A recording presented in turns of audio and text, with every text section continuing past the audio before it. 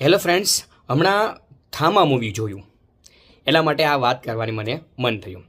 જેમ હોલિવૂડમાં માર્વેલ અને ડીસીનું પોતાનું સિનેમેટિક યુનિવર્સ છે, એટલે કે ઘણી બધી ફિલ્મોને એકસાથે એ જોડે છે, એવી રીતે બોલિવૂડમાં પણ આપણું મેડોક ફિલ્મ હાઉસ એ પણ ઘણી બધી ફિલ્મોને એકસાથે જોડીને એક આખું મેડોક હોરર કોમેડી સિનેમેટિક યુનિવર્સ બનાવી રહ્યું છે, જેમાંનું થામા એનું 5મું મૂવી છે.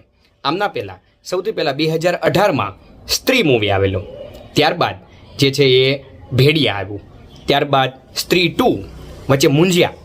આ જે છે ફિલ્મો સાથે એક આખું સિનેમેટિક યુનિવર્સ બની રહ્યું છે. અને ત્યારબાદ આ 5મું મૂવી એટલે કે થામા.